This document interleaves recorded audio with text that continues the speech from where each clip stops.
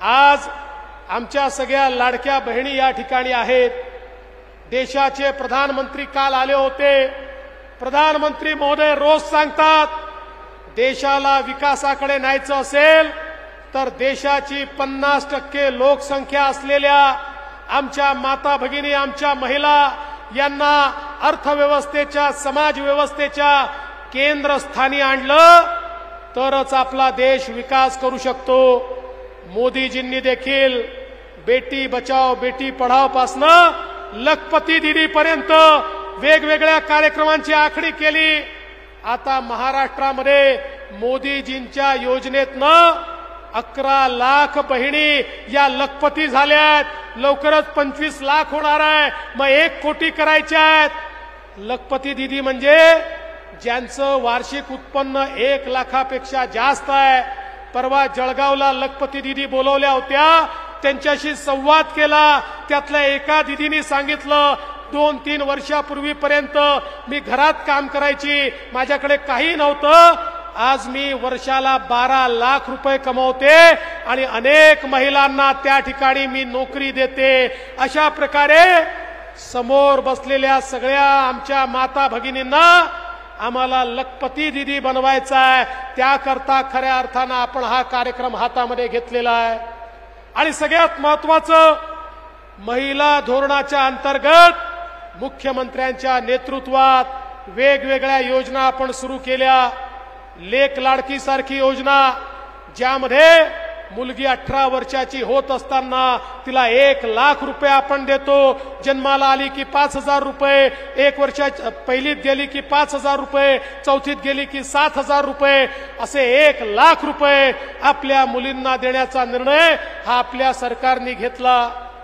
दुसरा निर्णय आपण घेतला, आपल्या महिलांना, आमच्या बहिणींना एसटी मध्ये अर्ध्या तिकिटात प्रवास करण्याची आपण गेले 1.5 वर्ष व्यवस्था करून दिली।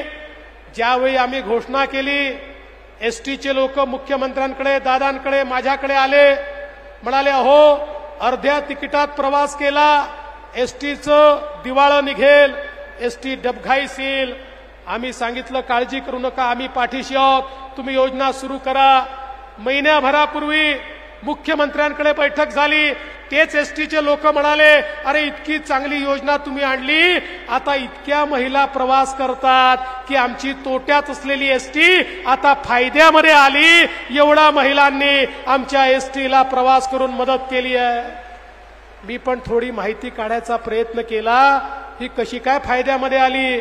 माझ्या लक्षात आलं, आमच्या सगळ्या बहिणींनी भाऊजींना सांगितलं, आता जिल्ह्याला जायचंय, तालुक्याला जायचंय, तुम्ही घरी बसा, मी जाते। कारण तुम्ही गेलात की दुप्पट तिकीट लागतं, तिथे पान, तंबाखू, खर्रा, काय काय व्यसन करून येता, सगळे पैसे खर्च करून येता। मी गेली तर अर्ध्या पैशामध्ये पैसे वाचवून येते। आणि म्हणून आता आमच्या बहिणीच मैदानात उतरल्यात आणि भाऊजींना घरी बसवलेलं आहे। अशा प्रकारची योजना आपल्या मुख्यमंत्र्यांच्या नेतृत्वात या ठिकाणी आपल्या सरकारने आणली।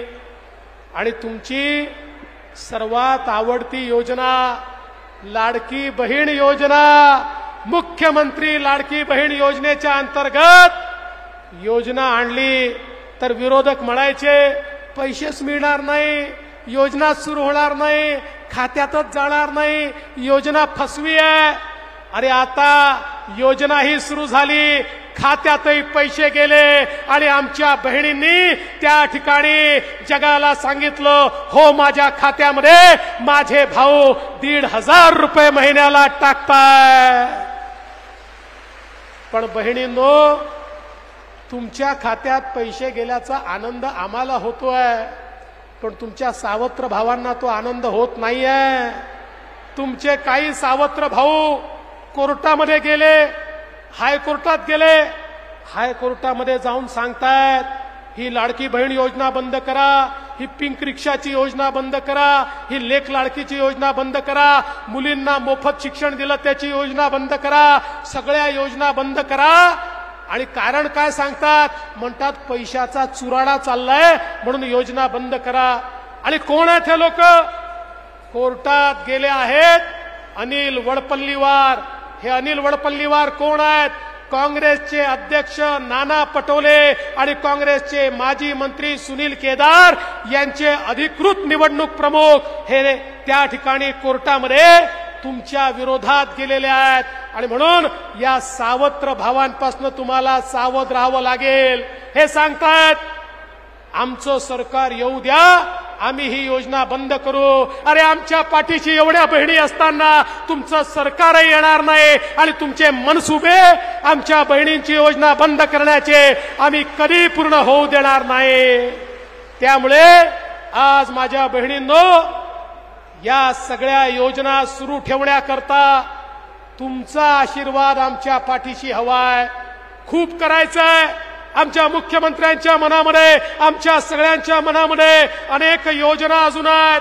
शेतकरी असेल, महिला असेल, दीन दलित, गोरगरीब, आदिवासी, ओबीसी, महिला, अल्पसंख्याक सगळ्यांच्या जीवनामध्ये परिवर्तन घडवणाऱ्या योजना या आपल्याला या ठिकाणी केल्या आहेत आणि करायच्या आहेत. त्याकरता तुमचा आशीर्वाद सातत्याने आमच्या पाठीशी असू द्या. आज या मराठवाड्यामध्ये आपण आहोत. मराठवाड्याचं खरं म्हणजे दुष्काळी जीवन संपवण्याचा निर्णय आपल्या सरकारने घेतला आणि खऱ्या अर्थानं या ठिकाणी समुद्रात वाहून जाणारं पाणी, पश्चिमी वाहिन्यांचं पाणी, 55 TMC पाणी हे मराठवाड्यामध्ये आणण्याच्या योजनेला आपल्या सरकारने मान्यता दिली. आता मराठवाड्याचा दुष्काळ हा भूतकाळ होईल आणि पुढच्या 5-7 वर्षानंतर माझा मराठवाडा पाणीदार झालेला आपल्याला पाहायला मिळेल. आणि म्हणून जे आपल्या पाठीशी आहेत त्यांच्या पाठीशी उभं राहा. ज्यांनी कापूस सोयाबीनला मदत केली, ज्यांनी शेतकऱ्याला मदत केली, जे शेतकऱ्याच्या पाठीशी उभे आहेत, अशा आपल्या भावांना तुमचा आशीर्वाद द्या एवढीच विनंती करतो आणि माझं बोलणं संपवतो. धन्यवाद. जय हिंद, जय